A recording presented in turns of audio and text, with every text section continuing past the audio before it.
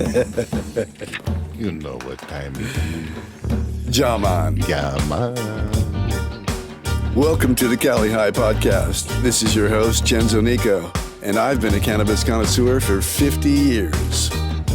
On the Cali High Podcast, we will talk all things cannabis as they relate to California and beyond, from the history of buds in the state to the laws that now govern its use, to notable personalities in cannabis and how they shape the industry in California and the world, to growing personally and professionally, indoor and outdoors, from flowers to concentrates, edibles to topical cannabis creams, and the people behind the scenes.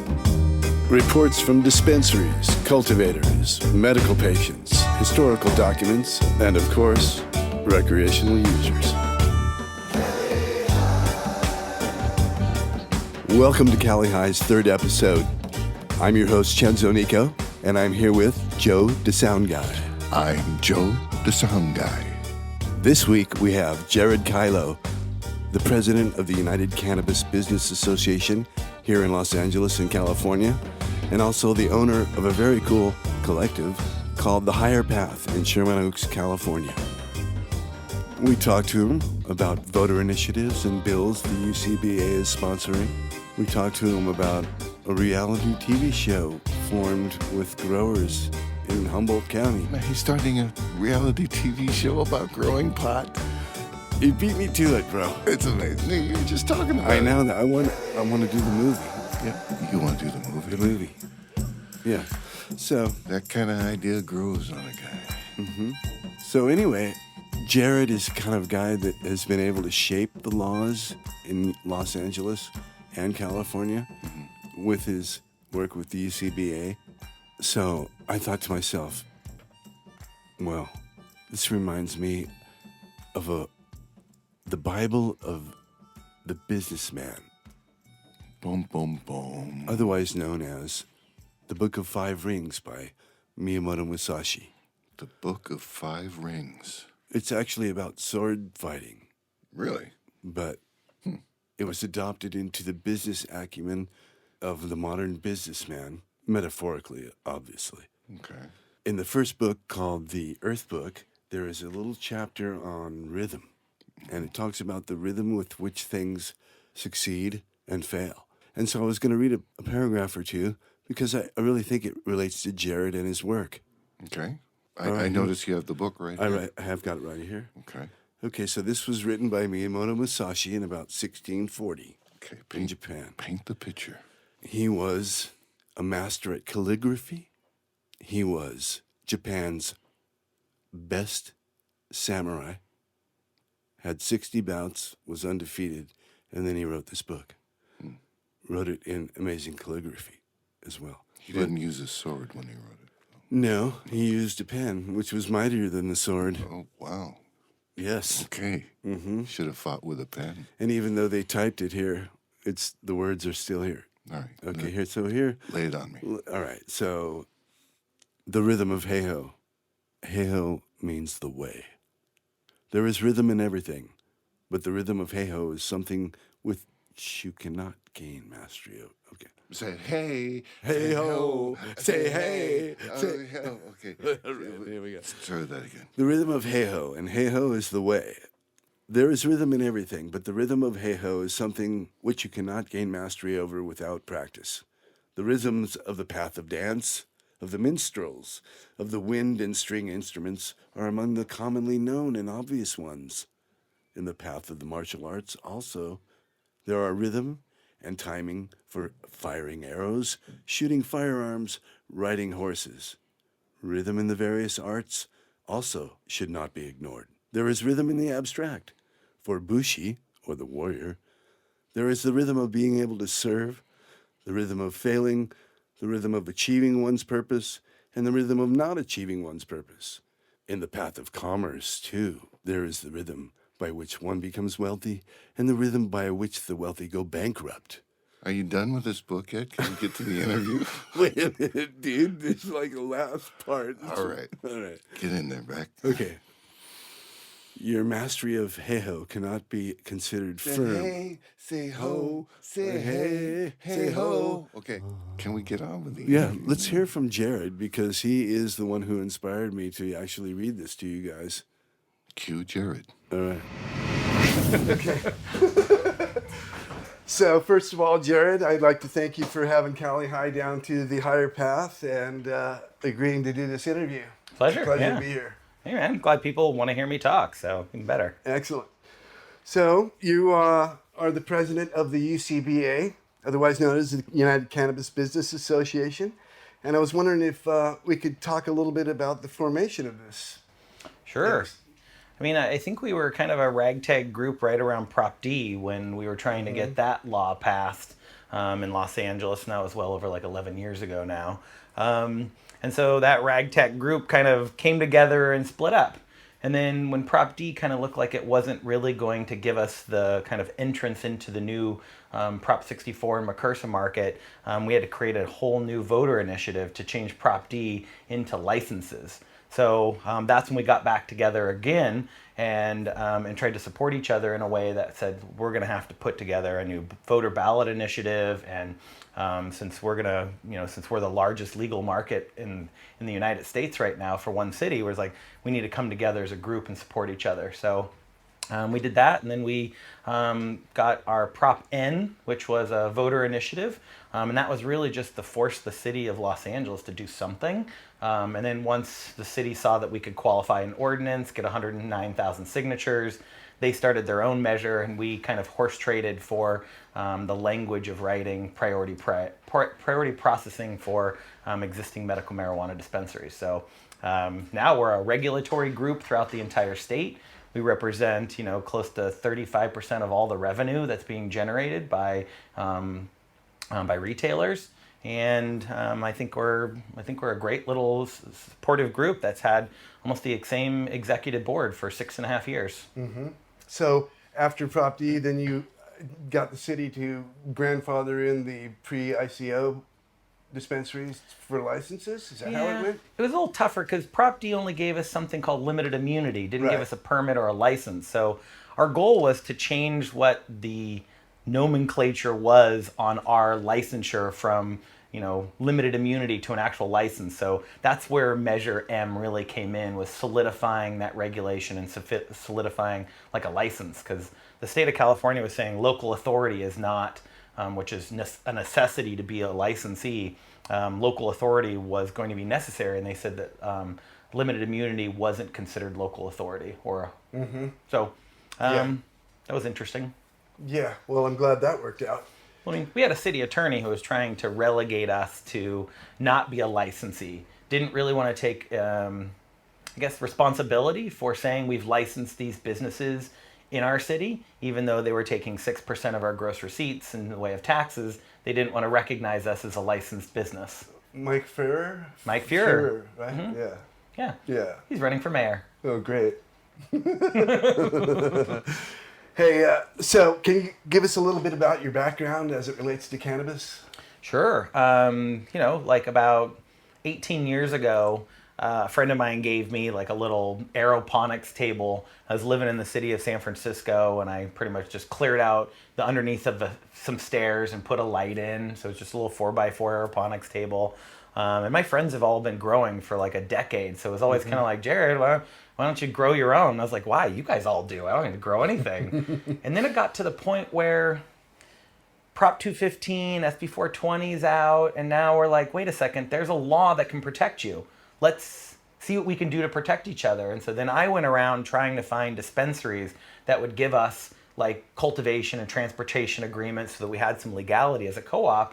And then I came into a close partnership with the Green Cross and started working with them really closely about, what could we do legally. Started sitting on the medical marijuana task force under Gavin Newsom, where, we got to sit in City Hall where, there was a stenographer taking notes. And what year was this? And that was 9 years ago. So 2011, 2010, 2009, I think it was that 2.5 year gap that we got to actually sit there where city council sat and sit in their seats. And so it felt like we were a legitimate business. And I think that's where, for me, that was the first time I was like, wait a second, this can actually be a political position that we should take, because they're starting to listen. We're bringing in tax dollars. They might as well now start to listen to be what's the best business practices, what's safety and security. And we all sat on little subcommittees. There's a cultivation subcommittee, a legal subcommittee, and all these little subcommittees were there to try to write standard operating procedures for what a business should do. And we'd sit in groups and discuss it. And I think that was kind of my first push into not just being an advocate, but actually helping write regulations and standard operating procedures. For the state? Well, no, just for our city. For our city. But we were trying to set a standard, and so when San Francisco set that standard, we were able to pass that standard off to other cities to go, this is what we're doing, and especially to other industry holders. We're like, here's the playbook we did in San Francisco. Take it and see what you can do in your own city, because it was going to be city by city.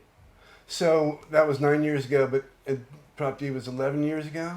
That was in San Francisco, so I was working you in were San working Francisco. both, and okay, so you by city action here. Okay, that's interesting. So you mentioned to me that the UCBA is sponsoring bills and voter initiatives that advocate for the legal community.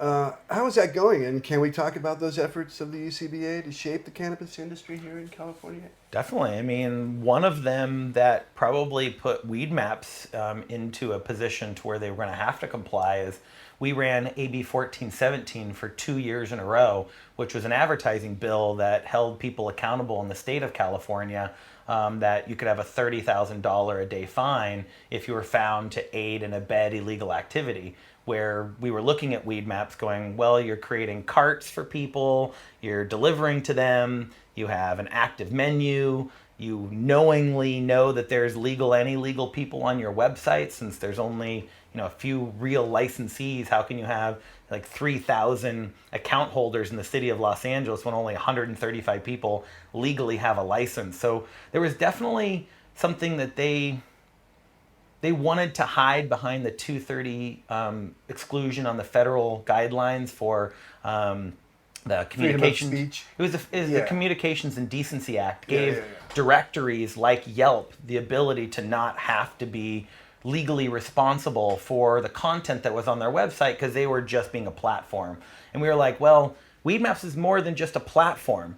They're actually aiding and abetting and facilitating sales. They're profiting from this illegal activity. So our 1417 was there to say, here's some accountability. So, we wrote it, we co-authored it with the UFCW, the local 770 was our closest union representative. And we got Blanca Rubio to author it. And, I would go to state assembly meetings and testify in front of the state assembly and business professions, talk about the bill, what effects it would have, and what effects Weedmaps was having. So that's just one bill that we're just trying to level the playing field between the legal and the illegal community, because I don't ever think we're going to get rid of this whole illicit market. That's not the goal. Mm-hmm. The goal is to find some price parity. The goal is to find some parallel industries that don't necessarily confuse the consumer on what they want. Now, Weedmaps was confusing the consumer, putting a legal and an illegal business next to each other and pitting them against each other, especially with price. So that was where I felt like that was a little bit too far into the confusion to the consumer. So that's why we fought that bill. And we've done a lot of bills that helped, access, social equity bills. Mm-hmm. A lot of them had to do with tax reduction. This year we have a tax simplification bill that we're supporting. We have a retail expansion bill. So from UCBA's standpoint, is we have been authoring and co-authoring bills at the state level, because we felt like we have a really big city in LA, but the laws are pretty much trickling down state to local. And a lot of people were so busy working on their locality to get local approval, to get their zoning stuff, to get local regulations created, that not a lot of businesses, cannabis businesses, were focusing on the state as a whole. They were just focusing mostly on their locality. And we were like, wow, as an organization, we're like, we need to protect the sanctity of our retail. And since LA had so many retailers, and that's where we started, that was pretty much the foundation of our growth. So I think the bills are really important. Sometimes they get a little bit boring, but I mean, when you talk about boring, it's also your profit margins, it's also the safety and security of your customers, and just having a fair and level playing field when it comes to your business practices.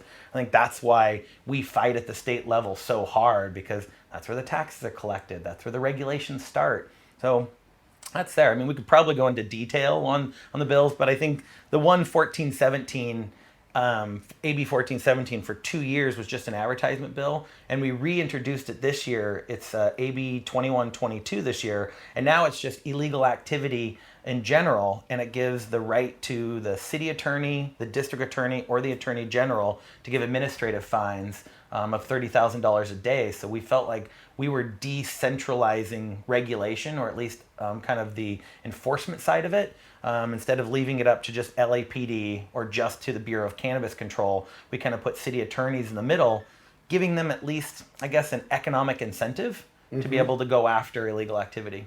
And so we were talking about Weedmaps. So how did Weedmaps react to this from last year up until this point?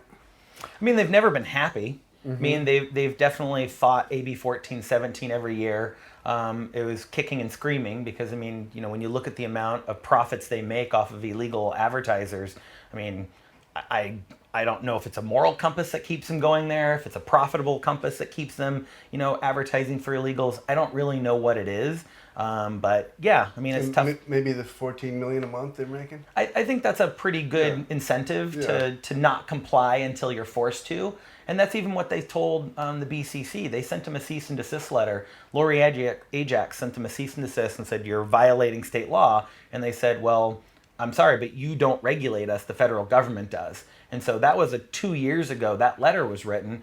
And ever since then, we've kind of gone, how are we now going to support the laws that are siloed out in the state and not let the federal government give someone a protection umbrella? Yeah.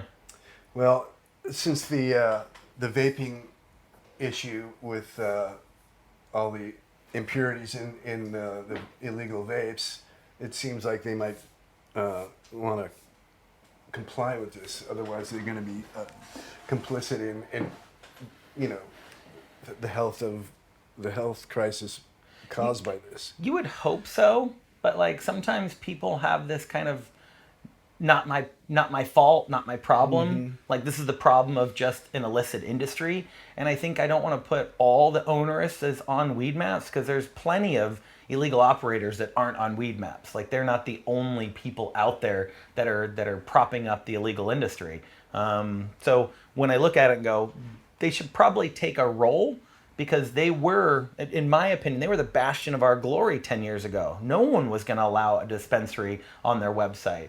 So to have someone who pretty much helped usher, you know, these retailers into the mainstream, to have them now be the people who are pulling most of the business and consumers away from the legal market, it's been kind of this weird dichotomy of Weedmaps and who they were before and who they are now. And because who they were before was someone who was going to protect the consumer's rights to access. Like this plant doesn't kill people, so everyone should have access. And then once THC and death became conflated together, even though still no one's died from THC, but THC vape pens became conflated with, you know, this vaping crisis. I don't think they took enough of a lead. So, you or me? Sound guy. Nice. Well, I'll take that opportunity to shut off to shut off mine too. Yeah. And I don't want this to be just about Weedmaps, but I think Weedmaps just so happens to be the head of the snake right now. Yeah. And that's why we're trying to go, hey, if you continue to allow this to be a profitable business model, other people will follow. And then it's going to be harder to show regulation. So I think that's where we've been. The only thing I've ever asked Weedmaps to do was take all the illegals off their site. I've never asked them to do a single thing other than that. Oh, that sounds I've never asked them to publicly apologize. I've never asked them to give the totals amount of money they've taken from illegal operators. I've never done any of that stuff. I've only asked for one thing and one thing only for years. Yeah. Well, I think that would be fair. Cali High has learned. You're recently involved in putting together a reality-based TV show based on cannabis growers in Humboldt County. I don't know where we got that information. I'm not sure either. Yeah. Can you tell us how that's going and where and when we can watch it and how your connection with growers in Humboldt began? Well, I mean, I've been a Northern California grower for all those years. Just because I started with one light under my stairs didn't mean I didn't, move into, greenhouses and outdoor and indoor growth. So, I mean, most of the work that I'd done for dispensaries, I grew for my own dispensaries. So, yeah, my family, my friends, everyone, my Burning Man group, we're all Northern California growers. Yeah. And I think what came to be mostly in Humboldt, at least for this particular TV show, was Humboldt was the mecca for the best quality product and the culture and history that said, we're going to fight against illegality, and we're going to make sure this plant is available. And so I think that it was important for the international market to not only know, but remember and be reminded that Humboldt has put probably the most risk as a community into providing the best quality product. And so my goal was to not only communicate to Humboldt, because I work with their the Humboldt County Growers Alliance really closely, and they represent something like 300 licensed growers in Humboldt right now. It felt right to have the people who are politically connected, people who are historically connected to this plant, and the people who are looking at sustainable, farming, as that should be the growth of this industry, not like how many stacked 10,000 square foot licenses can I have in one location and take over a tulip farm. Like that to me was not where I felt like the growth of this industry should be. I didn't really want it to be a commodity. So the goal of this reality TV show is to really show and exemplify those, kind of the radicals up there that said, well, they're the originals. Fight the people. Yeah, yeah. I mean, the best buds always came from Humboldt. Yeah. So and to have a reality TV show, I think that sounds odd, but when you look at what Netflix has done with Disjointed and Murder Mountain, there's not good quality educational cannabis, television programs out there. And I think we had to take true experts, including like we're taking the experts from the retail side, the experts from the cultivation side, and we're saying, can we agree on, on kind of a grading system? Because I can't tell you how many times I've heard A+, A++ buds, B- buds. Like that doesn't mean anything to me. It's an arbitrary like kind of letter. And I think we wanted to work more towards like what Wine Spectator does, to look at a 1 to 100. Let that grading system come from the experts, so that the experts can say, this is what it is for density, color, flavor. Cannabinoid content's a portion of it, but it ain't all of it.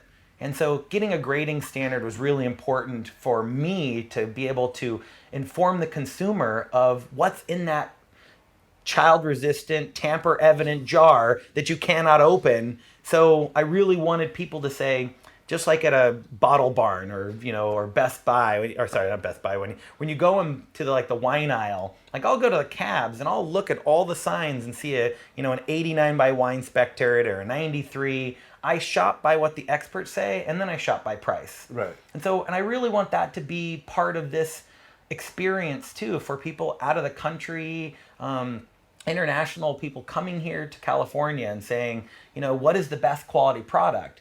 And instead of having one person's opinion, meaning a bud tender whose average age is 23 years old and may or may not have even smoked the product that they're asking a question on, I'd rather an expert say, it's a 95, and it's not a 95 because it's indoor grown. It's a 95 because it was grown greatly. And so I'm trying to also break down the kind of glass ceilings for indoor, outdoor, and greenhouse, because for too many years, you'll have retailers say, my top price for outdoor is $1,100. My top price for greenhouse is this much. Top price. It's like, we got to take all that away. Totally discounting any quality. Quality. Yeah. I don't care. I mean, I care how it was grown, and I think that's a small portion of what goes into a grading system, like what its carbon footprint is, what its sustainability is. Mm-hmm. And I think that needs to be a part of our grading system, instead of saying, this is bomb trees, this is fire bud. Like that doesn't need to be the language we have. We have so many terpenes and so many cannabinoids and so many variations of strains and growing techniques. that needs to be what is being exemplified in a grading standard, instead of having a 23-year-old point at a menu and go, I like this one. Well, I want to be on that expert panel. Nice. Somebody with a little historical perspective. So, speaking of the coalition of growers, we were recently told of another coalition in Mendocino, and then they're banding together, and we heard them referred to as an appellation. An appellation is a name of a growing area, usually, right? And certain varietals of grapes, such as Bordeaux, Chianti, or Champagne, grow in those areas, and nobody can use that name because that's their name. Do you think that the cannabis appellations in California have certain established strains according to the area? Or are we just going by the growers' unions and the reputation of these growers and the certain preferences by region? No, I think the goal of this appellation is to really showcase microclimates. Because if you look in Humboldt and Mendocino, I mean, you travel 10 miles west and all of a sudden you have fog. You travel 10 miles to the east and go a little bit up in elevation, now you don't have morning fog. And so those two different appellations will have completely different products as an end result. And then you will also probably want to grow something that is more, to that appellation. That's the reason why, Napa grows a lot of cabs and pinots, because it has the climate, it has the acidity in the soil, and it has everything that grows that particular varietal very well. I mean, if you drive through Sonoma and Napa County, it's Alexander Valley, appellation, Dry Creek, Russian River, so you start looking at all these little microclimates, including what soil composition is there. That's what the appellation gives us. And then when we, over time, as we start to focus on what appellations grow which strains the best, you will now start to go, oh my God, I really love Jack Herrera, and I hear it grows the best at 2,300 foot elevation and higher, and has really low amounts of fog during the day. And so you might start looking at appellations that meet those criteria and know that that product is probably going to be grown the best there. So historically, we're going to be able to look back and go, wow, we were just growing anything anywhere, and now we're being very specific about our microclimates. And I think that's important for California to differentiate not only its wine industry, but also its cannabis industry. Yeah, and do you find that indica heavy strains grow better at higher altitudes, and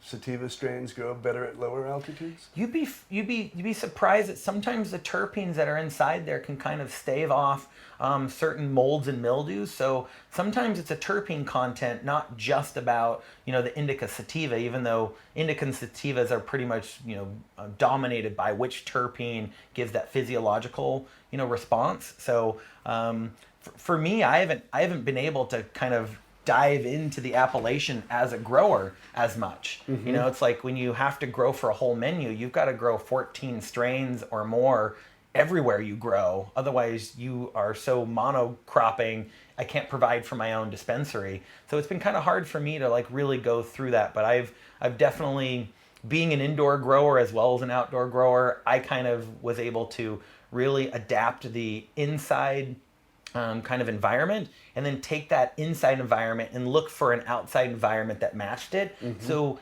indoor growing kind of gave me like a, kind of a control group to say what grows in this very, strict controlled environment, and then send it outside and see if it does the same thing outside. Sunlight's different, wind's different, elevations are different. So as much as you want to, kind of create a control, so hard when you're talking about environmental factors. But at least we're trying, and I think appellations will be a good way for us to kind of utilize what is known about our microclimates and grow what's best there. Yeah. What strains do you carry here that sell the best? You know what? I cater to kind of a slightly older demographic, and I also cater to women. So I felt like women were an underserved market when I first got here 7 years ago, just to this one location in Sherman Oaks. They were like less than 20% of my customer base. And my goal was to say, I need a safe, trusting environment that females not only feel comfortable in, but we're also providing the products that they would want the most.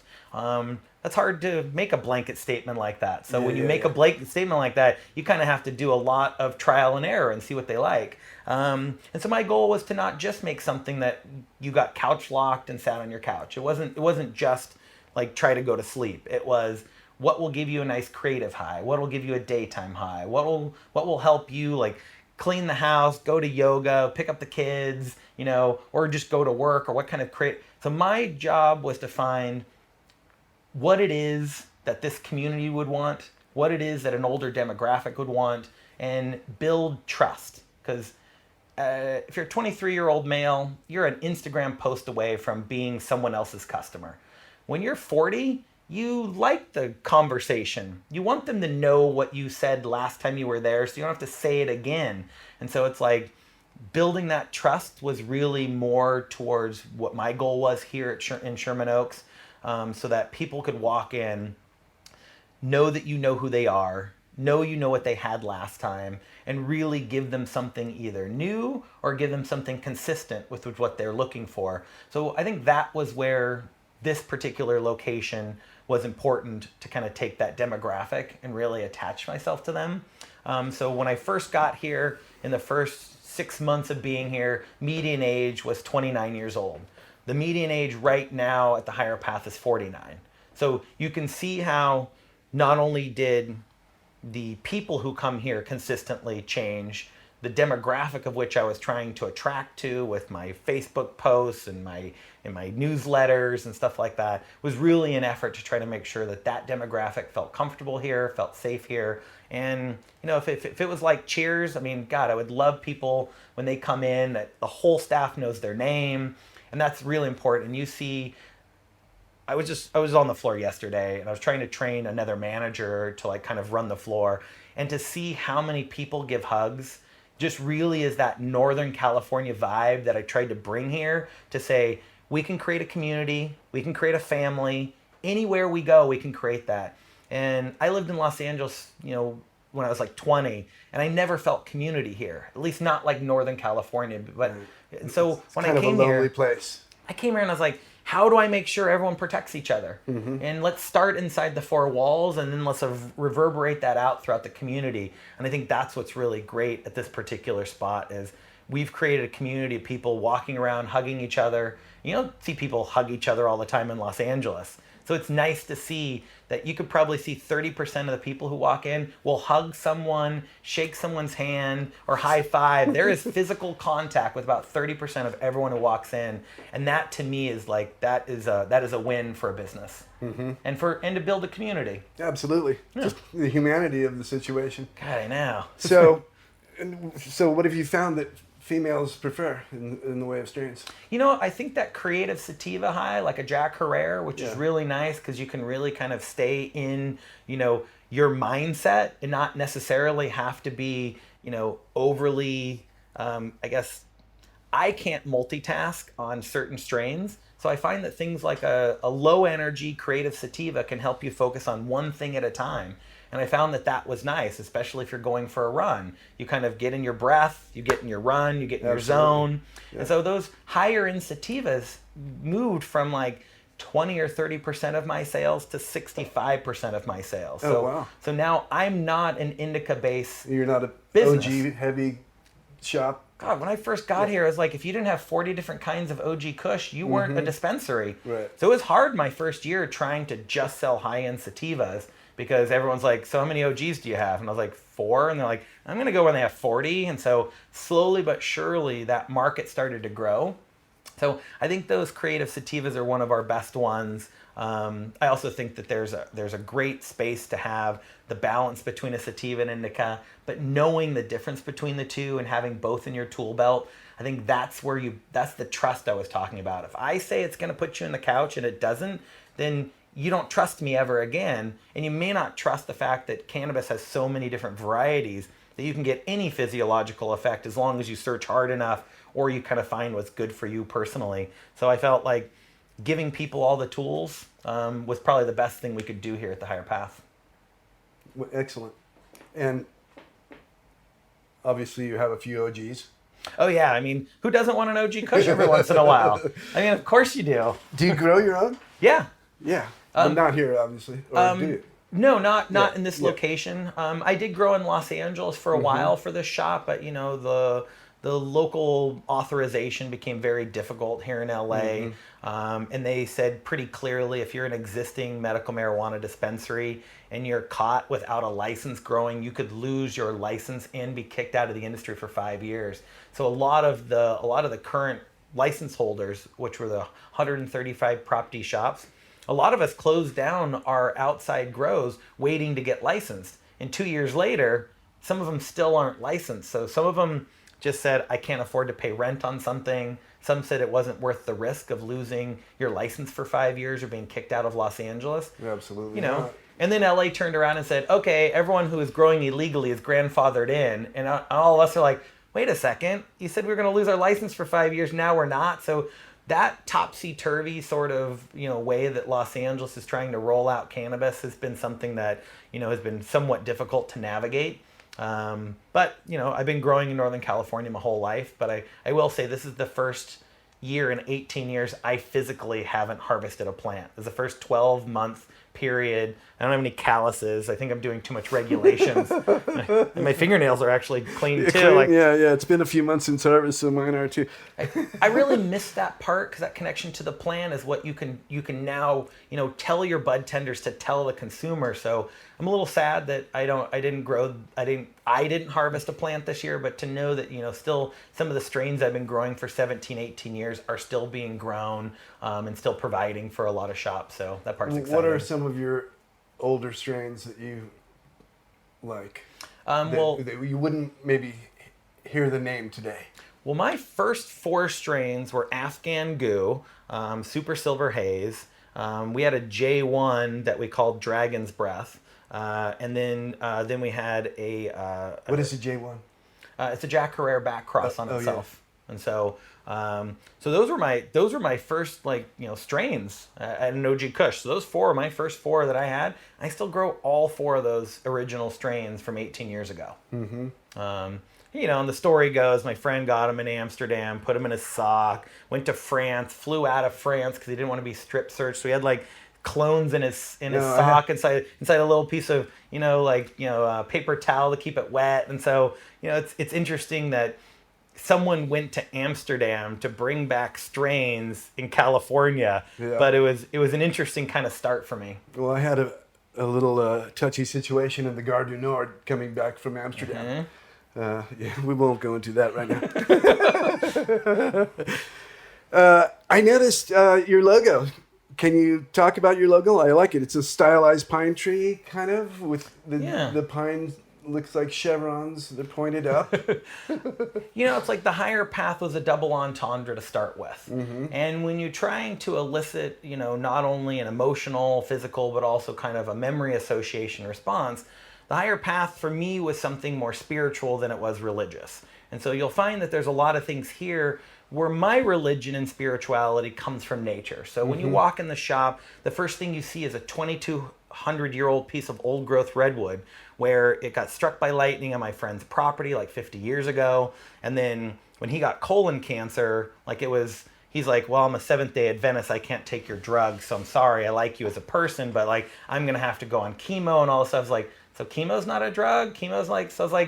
So when he went back into when he went into remission and then came back with kind of a stronger colon cancer, I started giving him kind of the Rick Simpson oil that I was making for him, and his colon cancer disappeared. And he went to me, he's like, I cannot thank you enough. And he's like, I've been saving this stack of redwood, which is called a flame, I think it's called a flame grain. And so he's like, I've been saving this wood for 50 years. He's like, I want to give you one. And so we went through that stack of wood.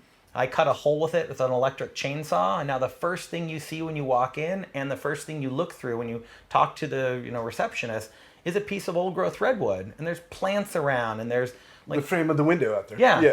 So that's the thing now. It's I'm trying to bring that Northern California vibe down here, and the higher path to me, since we are talking about the logo to me was yes, it's an arrow pointing up. and it's a tree pointing up. And so the double entendre continues, because for me, it looks like a pine tree because that is where redwoods and pines and firs and all that stuff is my backyard in Northern California. I wanted that to be the experience here in LA. Excellent.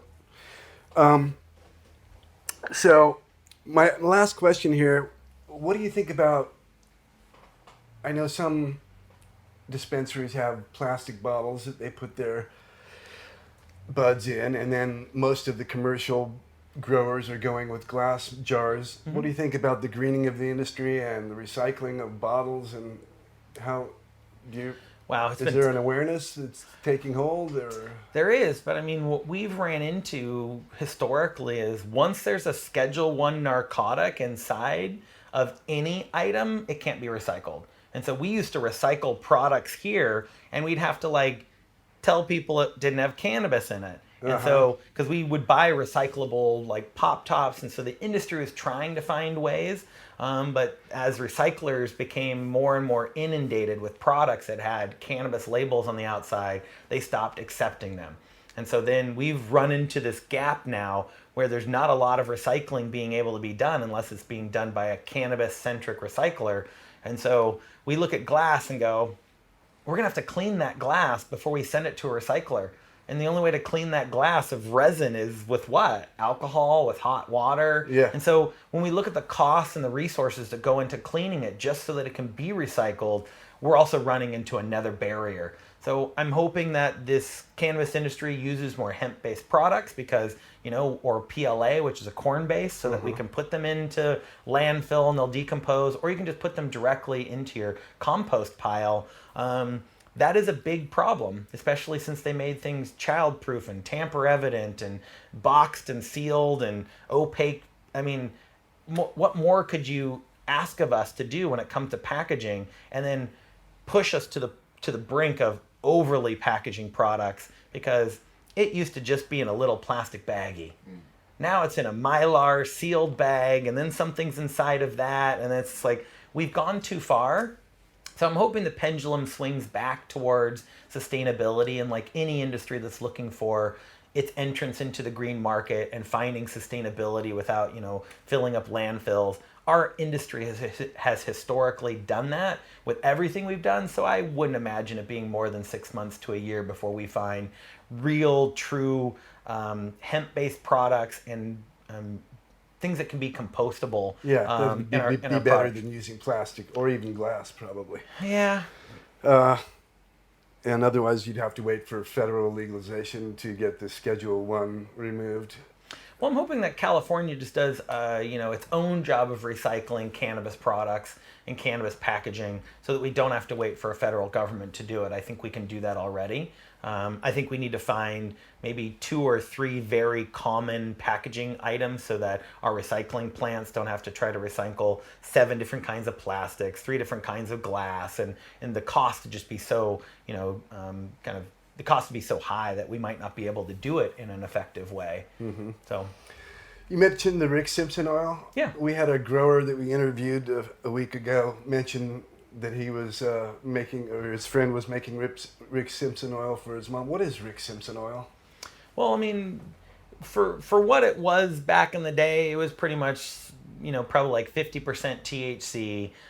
It was pretty much like a hash oil that was there. We tried to have some items that had CBDs in it, so I know a lot of the strains I had used had a good amount of CBDs in it. So nowadays, Rick Simpson oil is kind of a dirtier version of what we have now, with very clean, distillates and stuff. But full spectrum, concentrates nowadays, cleaner, more potent, know exactly what's in it. I think with what we had in the way of knowledge, we're not really sure if the Rick Simpson oil and all of its full spectrum, every terpene, cannabinoid, and chlorophyll, whatever was in there, because it was black. And now when you look at concentrates today, And sticky. they're like transparent, or they're just slightly amber. So I think we still have a lot to learn from what we did in the past when we brought every part of the plant into your body. Where we think it's cleaner now because we're looking at it, we can see through it. Test results say there's more THC and cannabinoids in there than unknowns. but there is something to be said for all of those unknowns that really were what nature gave us to put all of that in our body. So I think historically we're going to look back at Rick Simpson oil and maybe see it as something we might revert back to when it comes to utilizing every portion of the plant in your body instead of just trying to isolate the active ingredient, which is, the cannabinoids. Yeah. So we never got the name of the reality TV series. Is there a name yet? There is. And are you is it a secret? Well, when are we like dropping the first episode? Well, right now we're probably looking at beginning of winter, mostly because we'd like the farmers to have their new fresh crops done so they can come and bring the best and brightest that they have. Nice. So we're looking at probably October, November to have some of people's earlier strains that have just been cured, trimmed, and ready to go. And then kind of working from the winter through as we work through a good proportion of the outdoor growers.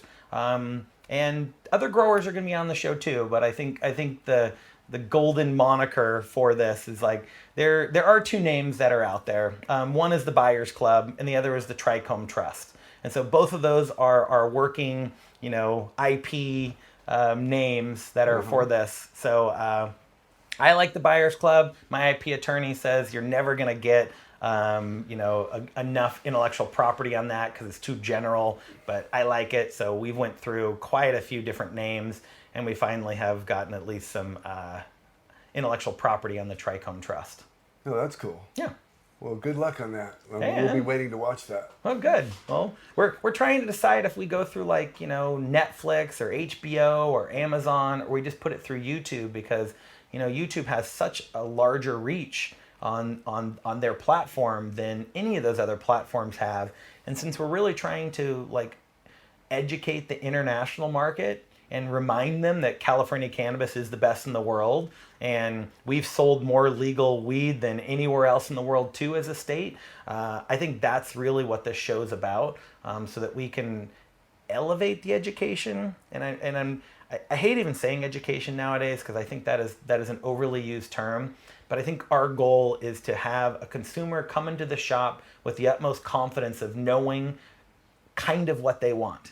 Meaning I'm a 45-year-old female who's looking for something that I can go do yoga in, and I saw it on your TV show that this is the terpenes and stuff that would be good for me. They come in here looking for that smell, looking for that strain, and looking for that physiological effect so that they can feel the trust.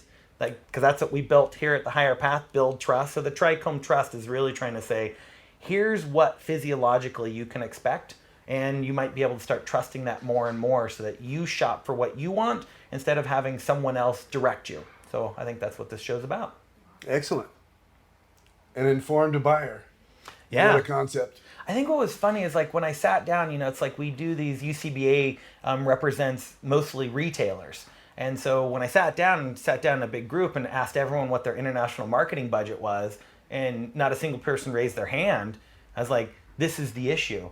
We've been so narrowly focused with California that we forget that there's hundreds of millions of people who come to California every year as a vacationer. How are we going to pre-inform them or break down the barriers of not sure? People sometimes are scared to go into a dispensary because they don't know what to expect. And if we can tell them what to expect on this international platform, then they'll be more apt to come here confident as a consumer and confident about what they want. And that's really what we want. We want a confident cannabis buyer. Excellent. Well, I'll be confident when I come in here. Nice. You already were. I saw you. I'll smoke any of those things. Well, Jerred, I want to thank you on behalf of Cali High for having us down today. It's been really nice, and we'll talk to you again soon, and we'll be waiting for that TV show. Nice. Pleasure. Right. Thank you much. Man. Thank you very much. Appreciate it.